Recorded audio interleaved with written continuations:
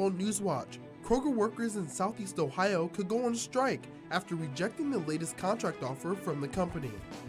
Plus, a judge has named a special master to look over documents seized at Mar-a-Lago.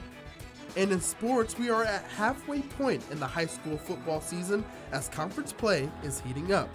Newswatch starts right now.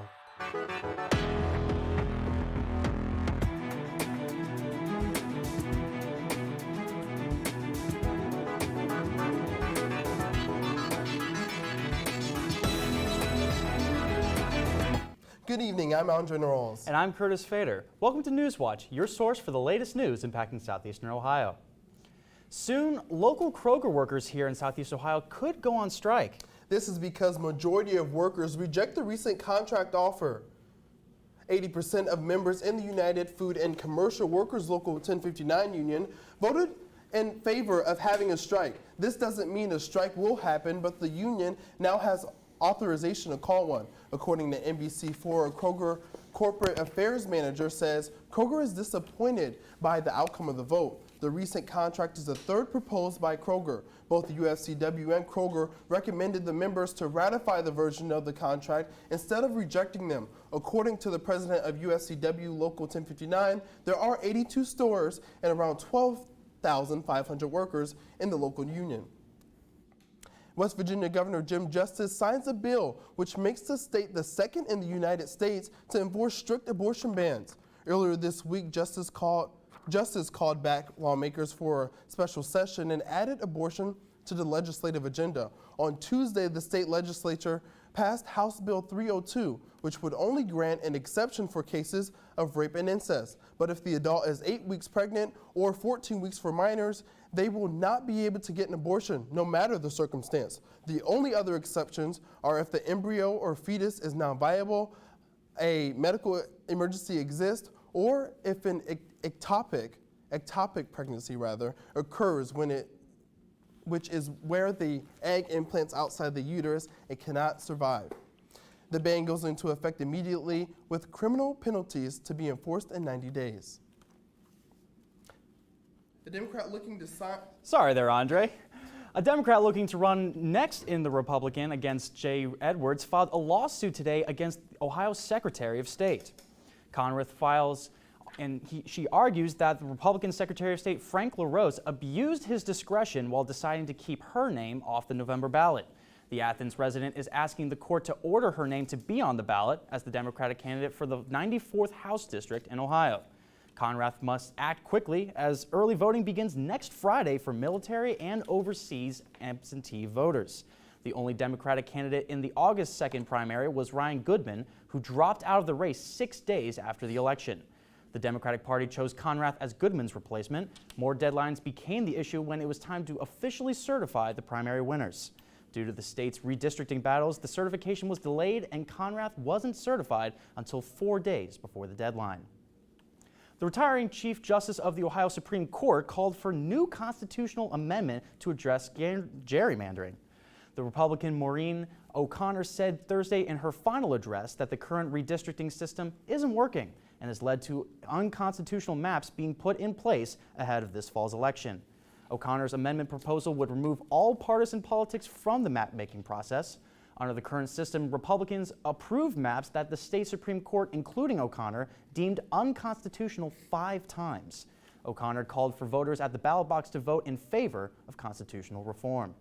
To achieve the goal of ending gerrymandering, Ohio voters will need to return to the ballot box and vote to amend the Constitution once again. Article 11 must be amended to create a redistricting commission that is truly independent. Meanwhile, voting rights activists are thinking of proposing new redistricting process in Ohio. This comes after the Republican-led Ohio Redistricting Commission missed another deadline for drawing congressional maps. Voting rights groups are now in the research phase of considering a new law to prevent gerrymandering.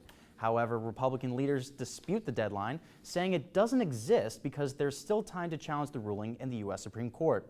The current congressional maps have been ruled unconstitutional, yet they are still being used for the November election. Jen Miller with the League of Women Voters of Ohio says, quote, "Bottom line, we think that we need to take the map drawing process away from politicians." Good evening, I'm forecaster Silver Barker, and let me just tell you, the weather today has just been beautiful, 80 degrees, allowing for a lot of people to get outside and enjoy that beautiful weather as well. I know we've got a lot of events happening up in Athens. Right now we have the Black Alumni Reunion Weekend as well going on, and a lot of people are out there enjoying that as well with this clear sky that we're looking at, and we're looking at some calm winds as well with that. And taking a look at our regional satellite, we see that cloud movement that's pushing on through. We don't see a lot of cloud activity down here as well in southeast Ohio, and that allows for some beautiful weather and a clear radar looking across the board. That is beautiful. Not a speck of rain has passed within the past 24 hours as well, and that is why we have these beautiful temperatures looking around with Athens at 81 and a lot of things in the high 70s and the low 80s. However, that is it for now. Stay tuned for my full forecast coming up, but back to you, Andre. Thanks, Silver. The Appalachian Regional Commission awards a grant to the Noble Local School District. The nearly $200,000 grant will go toward a project focused on regional agribusiness education and training. 1,400 students and 600 workers will now have access to equipment and work-based learning programs. This grant was funded by the Bipartisan Infrastructure Law, and local sources will provide an additional $100,000. ARC is an economic development agency. Its mission is to build community and strengthen economic growth in the Appalachian region. The Pearl House in Zanesville is now a home for recovering drug and alcohol addicts. After 8 years and $8 million, the Pearl House apartment building is finished at the corner of South and 3rd Street in Zanesville. The project is called Base Section 8 Housing. Those that live there sign a yearly lease, work on their recovery, and eventually move out to find their own home. For more information about the Pearl House, contact the number on the screen. A judge names a special master to look over classified documents taken from Mar-a-Lago. And U.S. attorneys could possibly charge Governor Ron DeSantis after he sent migrants to Martha's Vineyard. These stories and more when we return. Man, it's already week 5. The time is just flying by. This Friday, we have the new Lexington Panthers taking on the Tri-Valley Scotties in an NBL cross-division matchup. The Waterford Wildcats take on the Eastern Eagles in a game that will have huge TVC hockey implications, and Barnesville will battle it out with the River to see which OVAC team can go into week 6 undefeated. So tune in Friday night at 11:30 on WOUB. And remember, there's nothing better than Friday nights and Gridiron Glory.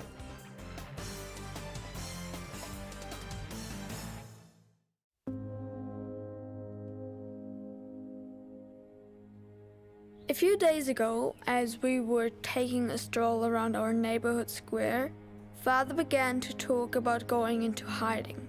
He sounded so serious that I felt scared. Don't you worry, we'll take care of everything. Just enjoy your carefree life while you can.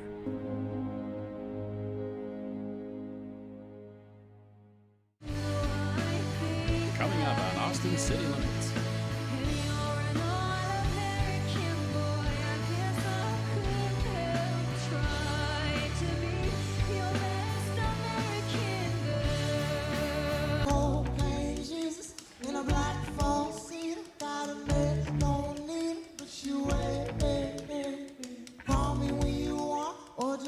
Saturday at 10 on WOUB. Here's what's new this month with Passport. What we did today is the most reckless act I've ever committed. What kind of a world is it? Not the kind of world I wish to live in. Guilt's about looking back. What I needed is something that can help me. It's revenge. These and all your favorite shows are available with Passport on the PBS app. Download it today.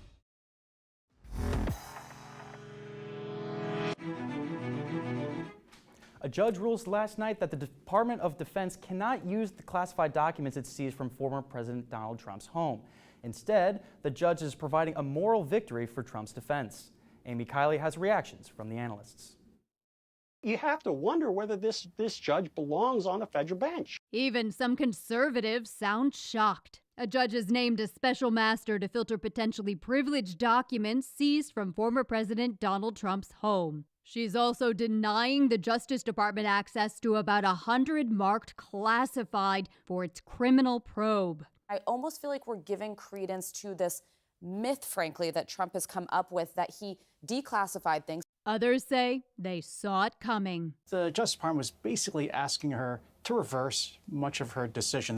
Judge Aileen Cannon says she doesn't buy DOJ claims national security could be at risk. She's prioritizing Trump's claim of potential attorney-client and executive privilege.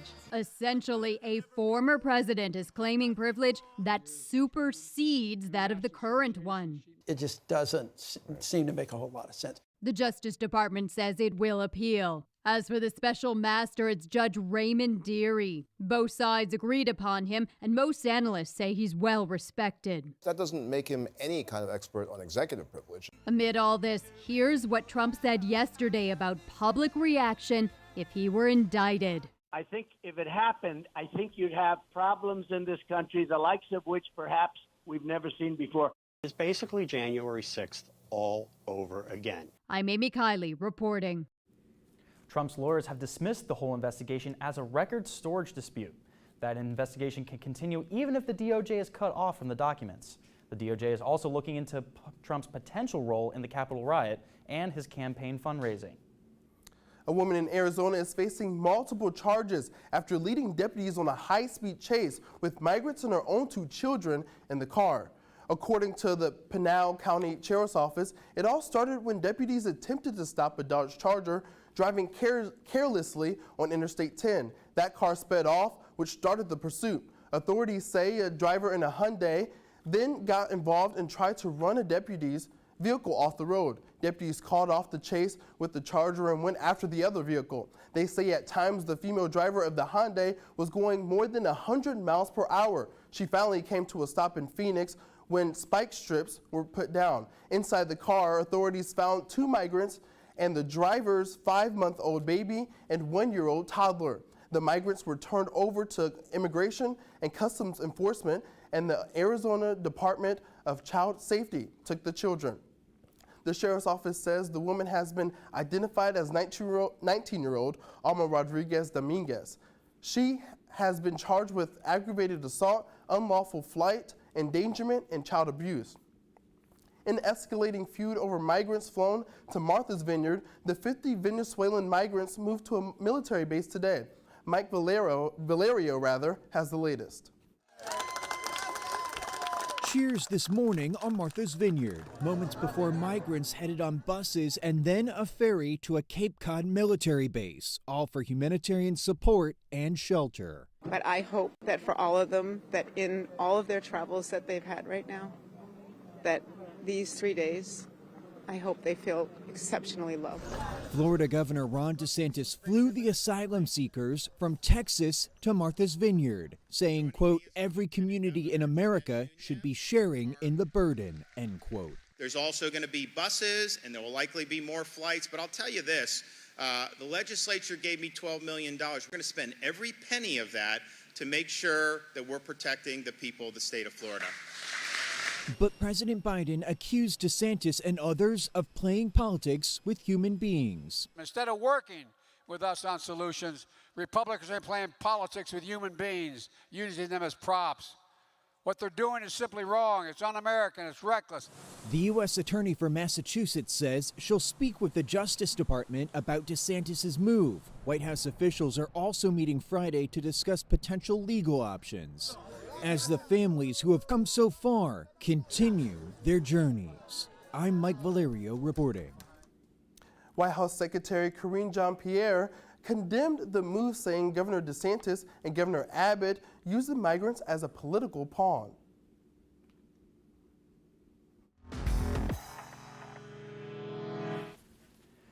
Sorry there, Andre. Likes to peek on the camera sometimes. The United Kingdom continues to say goodbye to Queen Elizabeth II. The queue for the Queen's lying in state in London was paused because it reached capacity. Despite the closure, mourners still joined the queue. It was officially reopened several hours later. Before the pause, the queue was almost 5 miles long, with people waiting at least 14 hours. After reopening, the wait time was estimated at over 24 hours. The Queen will lie in state through Sunday before her funeral service Monday morning. While London mourns, Cardiff, Wales welcomed King Charles III and the Queen Consort. King Charles III arrived in Cardiff Castle this afternoon. Upon arrival, the new monarch had some mixed reactions from the crowd. While many attendants were cheering and waving flags, some protesters were booing loudly. The king is conducting audience at Cardiff Castle on Friday afternoon, according to Buckingham Palace, with the king expecting to receive the First Minister of Wales, Mark Drakeford, and the presiding officer of the Senate, Ella Jones. The king and the queen consort are also expected to attend a reception for local charities at Cardiff Castle. Food prices reach a new high. That story still ahead. And will we continue to see this dry weather trend, or should we start wearing more layers? Find out in my full forecast coming up next. And if you want more of Newswatch, you can check us out on YouTube, Instagram, and Twitter. Coming up on Austin City Limits.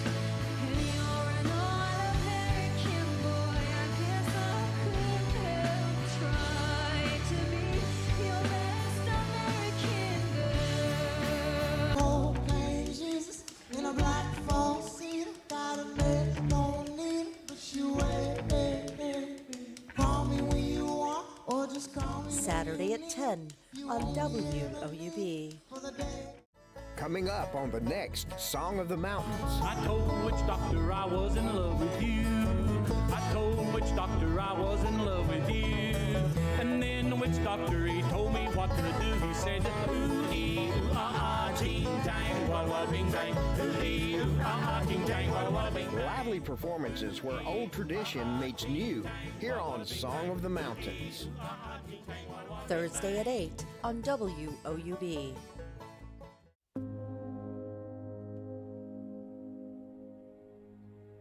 A few days ago, as we were taking a stroll around our neighborhood square, Father began to talk about going into hiding.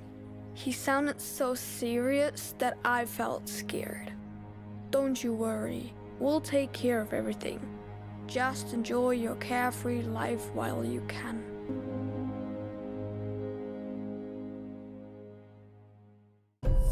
A visionary approach to medicine. The needs of the patient come first. Was invented over 120 years ago. I couldn't have asked for anything better for her. I've got another 25, 30 years in front of me for sure.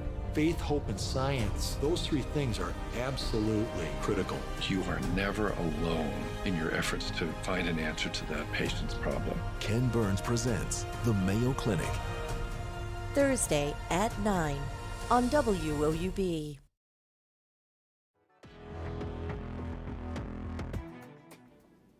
And welcome back, everyone. I hope you all have had a great Friday because, I mean, we're experiencing a temperature high at 81 right now, so we have been in the 80s for all of today as well. So hopefully you're able to get out and maybe do some activities out there in that beautiful sun with mostly sunny skies. Athens, we take a look across the board and not a speck of rain in sight. That is wonderful. Hopefully we continue that trend as well. As you can see in southeast Ohio, we aren't seeing any rain on this radar right here. However, just below us in Charleston, we do see that they have some rain going on in that area, some light to medium rain as well may pick up throughout in that area. However, it hopefully won't linger up on into us as well. But 57 is our overnight low. So if you have evening plans, you can get out and enjoy those plans for tonight. You should be in the clear for weather as well. You can see partly cloudy skies, so of course that sun won't stay up, but you will be experiencing some pretty great weather overall. Tomorrow we start off with 83 as our temperature high. Of course that fog in the morning will start to go away, and we see that 83 and it starts to warm up and get a little bit hotter. Partly sunny skies, that is beautiful. That's going to allow for that sun, similar to what we've experienced today as well. Then we take a look, and that's because of this high pressure we've got going on right here. That high pressure over there, that's telling us that we are yielding for drier conditions, and hopefully we continue that. But will we? Yes, we will. We see Saturday night again, that high pressure is staying. We're going to continue to see that beautiful, lovely sky, and we're going to see that sun peek on through, shining down, and we should be able to get out and enjoy that weather for the weekend. Saturday, 83 tomorrow, and Sunday, 85 is our temperature. But then we look at Monday and we do see 40% chance of showers with 82 degrees. That 40% is a chance of rain as well, and it's a short wave coming on in, but then we take a look and we jump to Tuesday, and that's how short I mean. Look, you see that Tuesday is at 85, mostly sunny, and it continues up to Thursday, warming on up with Wednesday our most hottest day. And then we jump to Friday. Unfortunately, we will have another chance of rain. It won't be as lovely as we are today, but if you do have the time, anchors, definitely get out and enjoy that lovely weekend coming on up. Will do. Thank you, Aaron. Oh, sorry, I called you Aaron. You're Silver.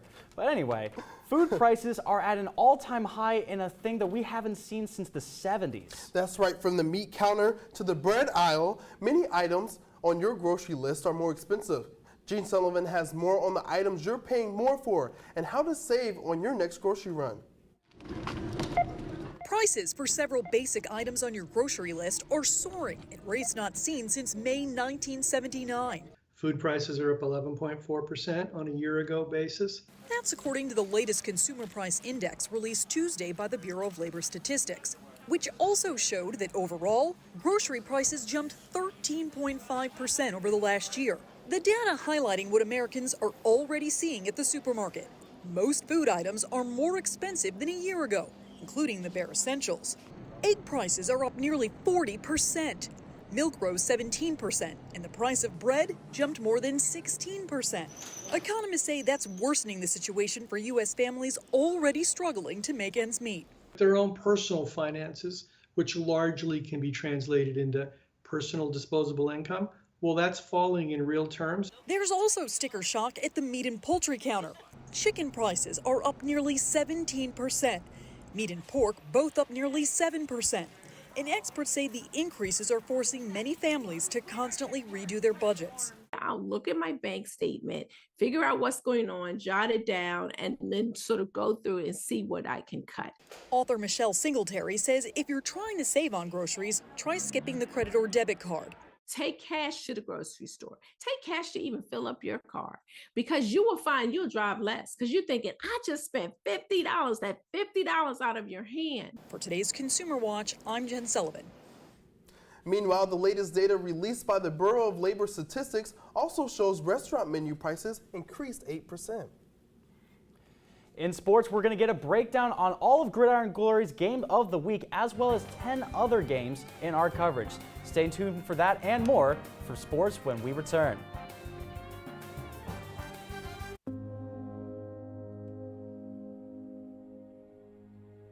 A few days ago, as we were taking a stroll around our neighborhood square, Father began to talk about going into hiding. He sounded so serious that I felt scared. Don't you worry, we'll take care of everything. Just enjoy your carefree life while you can.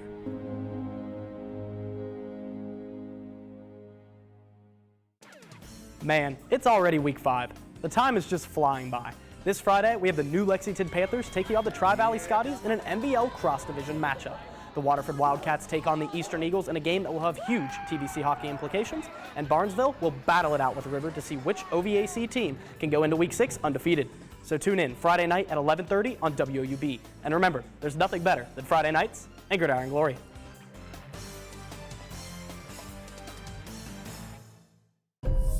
A visionary approach to medicine. The needs of the patient come first. Was invented over 120 years ago. I couldn't have asked for anything better for her. I've got another 25, 30 years in front of me for sure. Faith, hope, and science, those 3 things are absolutely critical. You are never alone in your efforts to find an answer to that patient's problem. Ken Burns presents The Mayo Clinic. Thursday at 9 on WOUB. WOUB is recognizing members of our Cornerstone Society. The Cornerstone Society is a group that wants to ensure the future of public media in our region.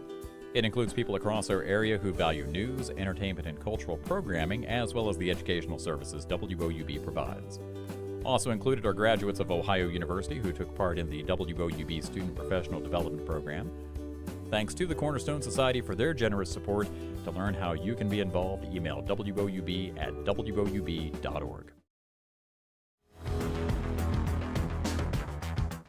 Week 5 of the 7-4-0 football season is here, and we're about 10 minutes away from kickoff. Our game of the week is where the Eastern Eagles have traveled to Washington County to take on the Waterford Wildcats. And this game has TVC Hawking title implications. The Eastern Eagles have not won the Hawking title this century, but they are making a run for it this year. Under new head coach Jason Jackson, the Eagles have bought into a new mentality, win every play. And Jackson wants to make them winners on and off the field. And so far, seems to be working. Eagles are 4-0 coming into this game, sitting atop the Hawking, but the Wildcats will give it their all, trying to spoil their untarnished season. The Wildcats have not won the TVC Hawking title since the 2017-18 season, and with the historically dominant Trimble Tomcats having a down year, Eastern seems to be the only team standing in their way of a conference title. These two teams are going to go at it for 4 quarters, and Waterford has won 7 of their last 10 matchups, including last year's game. Eastern's most recent win was in 2020, so a win tonight could be a step closer for a good stop for their program over the next decade. Now, we apologize for our technical difficulties. There are supposed to be video, but you can catch all the action tonight on Gridiron Glory at 11:30. Meanwhile, the Unioto Sherman Tanks are heading to Piketon to face off in the Red Streaks, who are starting without their starting quarterback, Alan Austin. Unioto has been blowing opponents out on their way to 4-0, but Piketon looks to spoil their undefeated season with a win tonight. And what our MVL reporters are calling the MVL Super Bowl, Tri-Valley travels to New Lexington to take on the Panthers. Both teams seem to be the favorites to win their side to their conferences, the MVL big and small, and we will see how New Lexington's high-powered offense take on the strong Scotty defense. The Jackson Ironmen continue their tough out-of-conference schedule as they travel to Wheelersburg to square off against the Pirates. After a big win, the Ironmen look to get another start as they start conference play, and Wheelersburg looks to gain momentum heading into SOC play. Gallia Academy travels to Portsmouth for their second conference game in an attempt to prove that they are one of the top teams in the OVC. Portsmouth is also 1-0 in OVC and would be a huge win to boost their rankings as well as keep them in the hunt for a conference title. In another MVL game, Sheridan looks to avenge last season's 49-0 loss to John Glenn. The Generals travel to New Concord coming off back wins against Morgan and Logan. The Little Muskies picked up their first win last week against Coshocton, and they look to keep the momentum rolling. The Shenandoah Zeps travel to Union Local in a battle of the undefeated. This will be an offensive showdown between Jets running back Jackson Price and Zeps freshman quarterback Braxton Barnett. So be on the lookout for a high-scoring game. Go to Silver with a final look at your weather. Thank you, Curtis. Taking a look at Athens tonight, 57 will be our overnight low, so if you've got some evening plans, you can get out and go ahead and enjoy those plans without worrying about the weather too much as partly cloudy skies. And then we take a look at Athens tomorrow, 83 will be our temperature high, and our temperature low will be 61 with some partly sunny skies as well, allowing for us to soak in that sun tomorrow as well. And taking a look at our 7-day outlook, again, Monday looks like we're gonna have that short wave, 50% chance of showers. And hopefully Friday, we can have another lovely Friday next week. And the rest of the week seems to look pretty sunny for the most part. Well, thanks so much, Silver. Now you got to see this. People across the northern UK got quite a show when this slow-moving fireball lit up the sky Wednesday night. Hundreds of people across Scotland, Northern Ireland, and northern parts of England say the fireball lasted about 10 to 20 seconds. Now that's a long time for a fireball to be seen, so scientists weren't sure what it was exactly at first. But experts now say it was a meteor and not a piece of junk in space.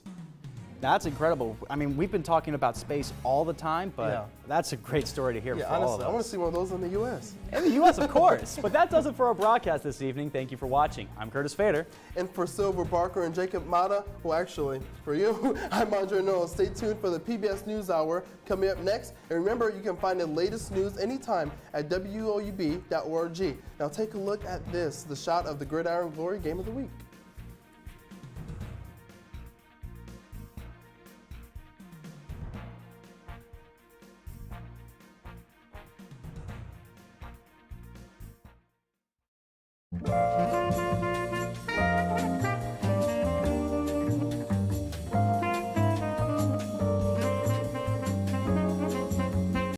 Support comes from Hocking Valley Bank, offering mortgage loans or refinancing on an existing home, making it easy for dreams to become a reality.